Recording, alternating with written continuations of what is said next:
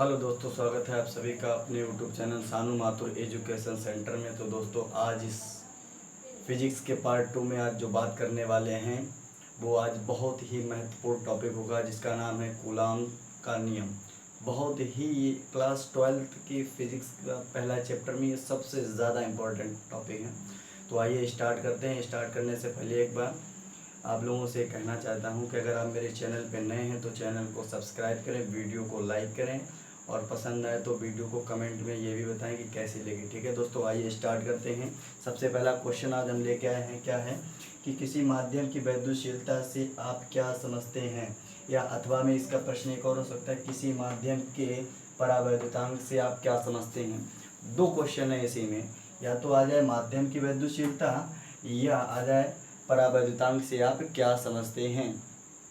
ठीक है दोस्तों, तो आइए स्टार्ट करते हैं। सबसे इसका आंसर ये होता है, इजी है, कि किसी माध्यम की वैद्युतशीलता यानी किसी माध्यम की वैद्युतशीलता वायु या निर्वात की वैद्युतशीलता का अनुपात जो होता है वो आपका परावैद्युतांक कहलाता है।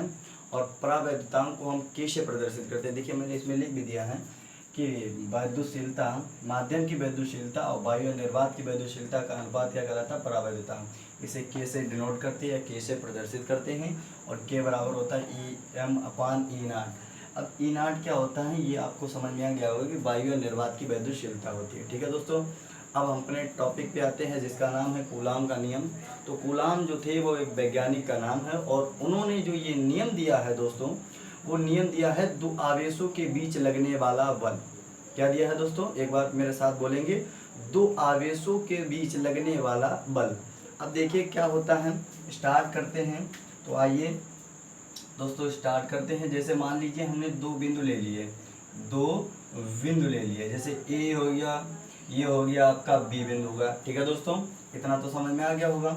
अब इन दो बिंदुओं को कुछ दूरी पर रखा, इन दो बिंदुओं को कुछ दूरी पर रखा, और वो दूरी मेरे दोस्त मैंने ले ली आर। क्या ले ली, आर ले ली। एक बार बोलेंगे क्या ली है, आर ली है। ओके दोस्तों, और इन पर दोनों बिंदुओं पर आवेश रख दिया, यानी कहने का मतलब इस पर क्यू रखा और इस पर क्यू नॉट रखा। ठीक है दोस्तों, इतना तो समझ में आ गया होगा कि दो बिंदु लिए और कुछ दूरी ले ली इनकी। दूरी मान लीजिए मैंने आर ले ली है, तो आर ले ली, इन दोनों पर हमने आवेश रख दिए, क्यू नॉट आवेश रख दिए। इतना समझ में आ गया होगा दोस्तों।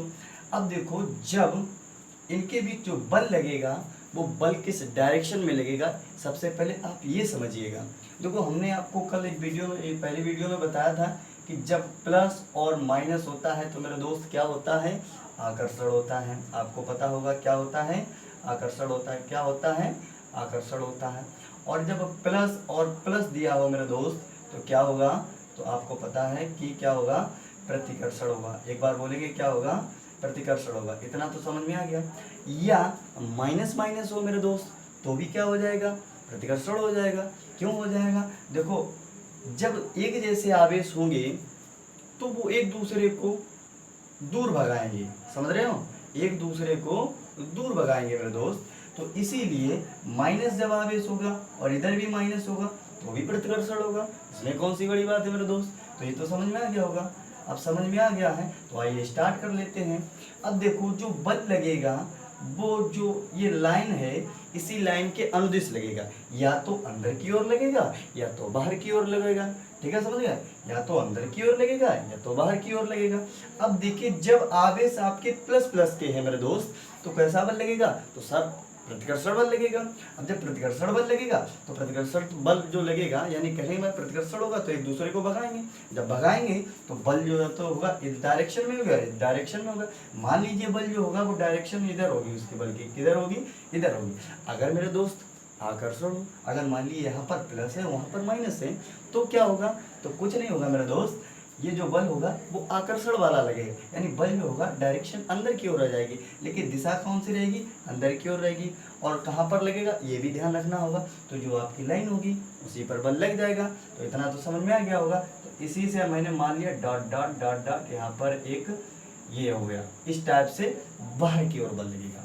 इतना तो मेरे बच्चे, मेरे दोस्त, मेरे भाई क्लियर हो गया होगा। अब देखिए इसका नियम क्या होता है, तो इसका नियम होता है, यही चित्र से हम आपका नियम बनवाएंगे। ठीक है दोस्तों, कहने का मतलब किन्हीं दो स्थिर बिंदु, देखो भैया ए और बी क्या है, स्थिर बिंदु है, तो किन्हीं दो स्थिर बिंदु आवेशों यानी जो आवेश रखे हैं इनके बीच लगने वाला आकर्षण तथा प्रतिकर्षण बल उन आवेशों के गुणनफल के समानुपाती होता है। कैसा होता है? उन आवेशों के यानी जो आवेश हैं इनके गुणनफल कर दिया जाए और उसके जो समानुपाती हो जाएगा वो क्या हो जाएगा मेरे दोस्त? बल हो जाएगा। तो इसीलिए इसकी भाषा लिख देते हैं, क्या होती है कि किन्हीं, ध्यान रखेंगे, किन्हीं दो स्थिर बिंदु आवेश, क्या होगा? किन्हीं दो स्थिर बिंदु आवेश, दो स्थिर बिंदु आवेशों या आवेशों के बीच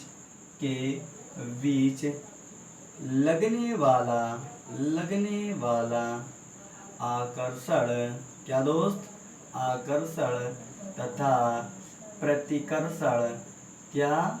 प्रतिकर्षण, यानी कहने का मतलब ये दो आवेश हैं, इनके बीच जो बल लगेगा या तो आकर्षण लगेगा या तो प्रतिकर्षण लगेगा। वो तो इनकी प्रकृति पर डिपेंड करता है, क्योंकि इनके जो परिमाण है वो तो समान है, क्योंकि ये भी क्यू है ये भी क्यू है। इतना तो समझ में आ गया होगा। तो इसीलिए आकर्षण तथा प्रतिकर्षण बल उन आवेशों के, किन दोस्तों?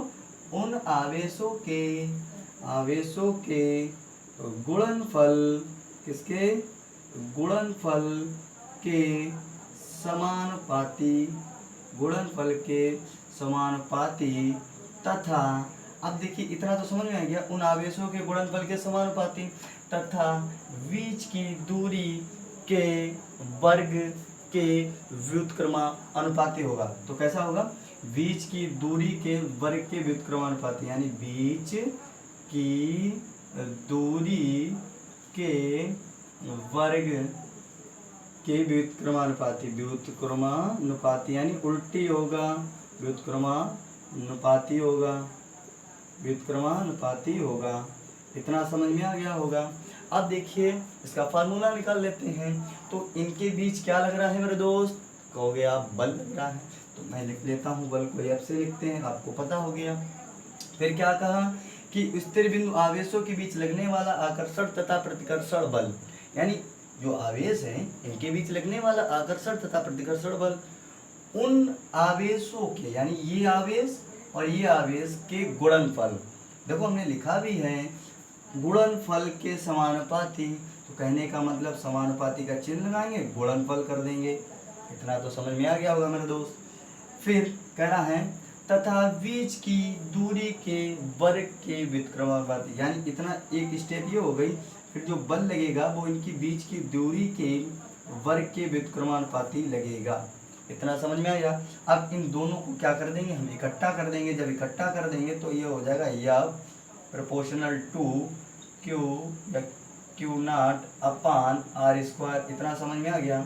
जब इतना समझ में आ गया तो आपको पता होगा क्या कि जब समानुपाती का चिन्ह हटेगा तो वहाँ पर एक नेतांक आएगा, यानी कांस्टेंट आएगा।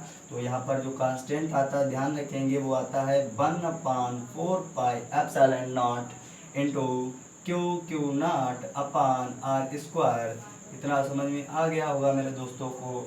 अब ये आता है 1/4 पाई एप्सिलॉन नॉट। यहाँ पर लिख देंगे ये क्या है? एक नेतांक है और इसकी जो वैल्यू होती है वो कितनी होती है? तो ये भी ध्यान रखिए 1/4 पाई एप्सिलॉन नॉट बराबर होती है 9 में गुणा 10 की घात 9। ये होती है इसकी वैल्यू। ठीक है। अब अगर इसके मात्रक की बात की जाए तो आप सभी को पता है कि बल का मात्रक क्या होता है। ठीक है। अगर वीडियो अच्छी लगी हो तो वीडियो को लाइक करें, ना अच्छी लगी हो तो वीडियो को डिसलाइक करें। ठीक है दोस्तों। और अगर चैनल पे नए हैं तो चैनल को सब्सक्राइब करें। Thank you.